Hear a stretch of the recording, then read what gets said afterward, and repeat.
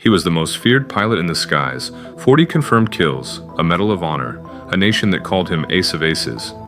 But on August 6, 1945, while the world reeled from the atomic bombing of Hiroshima, another explosion rocked America. Major Richard Bong, the greatest American fighter ace of World War II, had just died. Not in battle, but during a test flight on home soil. How could a hero who survived 40 deadly dogfights lose his life on a clear California afternoon? And who was this young man from a small town in Wisconsin who climbed from a farm to the highest heights of military legend?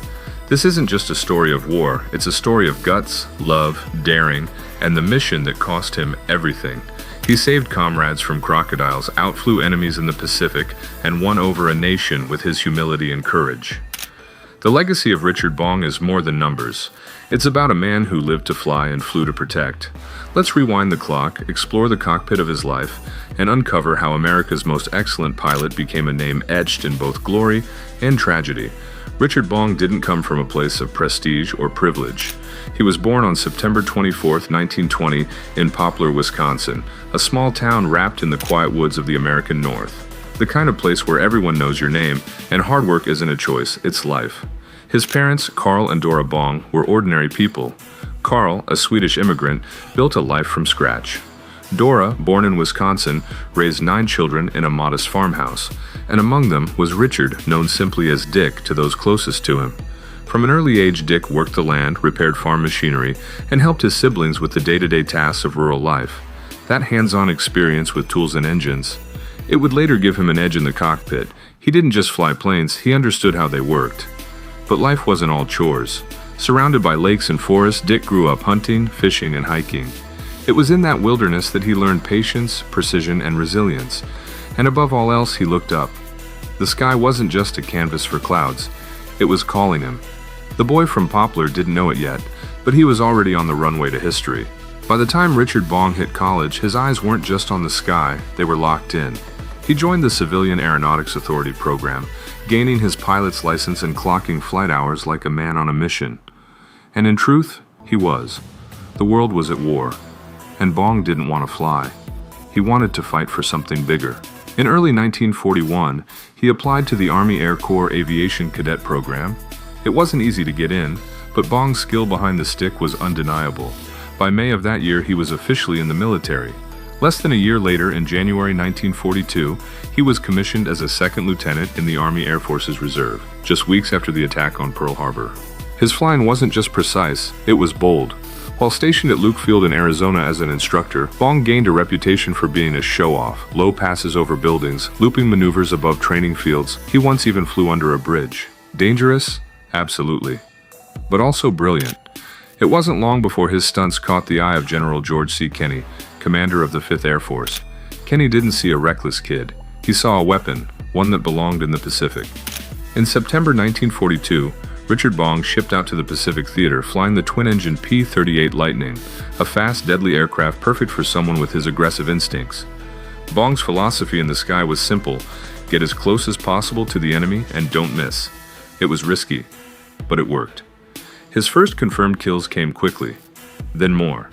By the end of 1943, he had downed over 20 enemy aircraft, earning both the Silver Star and the Distinguished Service Cross. But Bong wasn't just collecting medals, he was rewriting the book on aerial combat. He'd fly straight into enemy formations, guns blazing, often returning with bullet holes in his fuselage, but never in fear. His comrades trusted him, his enemies feared him. Then came one of the wildest stories of his career. While on a rescue mission in New Guinea, Bong flew air cover as his fellow pilots paddled across a lake to retrieve a downed flyer. Suddenly, he spotted something moving in the water behind them, a crocodile. Without hesitation, Bong dipped his plane low, aimed his 20mm cannon, and blew the beast out of the water, saving his crew from a gruesome death. Word of his exploits spread. Pilots admired him. Generals praised him. Newspapers back home referred to him as a national treasure. But none of it changed Bong. He was still the quiet, focused boy from Poplar who just wanted to fly. By April 1944, Richard Bong had already tied the U.S. record for air victories. But he wasn't done. He would go on to beat every American pilot before him, racking up a staggering 40 confirmed aerial victories. He became the face of wartime aviation, America's unbeatable ace. And yet, while he was flying through fire overseas, something back home would change his life forever. In late 1943, while home on leave in Wisconsin, Richard Bong met Marjorie Vattendahl, a local girl with a kind smile and quiet charm. She wasn't famous, she wasn't flashy, but to Bong, she was everything. They spent just a handful of days together, but something clicked. As quickly as he fell from the skies, Bong fell for Marge. He wrote her letters from the front lines. Long ones, thoughtful ones, full of hope that he'd return home and marry her. When he was sent back to the Pacific in early 1944, he carried her with him, literally. He renamed his P-38 Marge and painted a large photo of her on the nose of the aircraft. That image flew through smoke and gunfire, a reminder of the life waiting for him on the other side of the war. Every mission he flew, Marge was with him, plastered across the fuselage, watching over him like a guardian angel. Their love wasn't just a sweet wartime distraction, it was his anchor. While bombs exploded and bullets flew, Bong held on to a promise: survive, go home, and build a life with her. And as he climbed to 40 kills and beyond, one thing kept him grounded: the girl back home who gave his war a reason. By the fall of 1944, Richard Bong had reached a milestone no other American pilot had ever achieved. 40 confirmed enemy aircraft shot down. He wasn't just the best, he was the best there had ever been. The military had watched him break records, mission after mission, all while defying the odds. His ability to survive, adapt, and dominate the skies turned him into a symbol. He became more than a pilot. He was a living legend, etched into the annals of wartime history.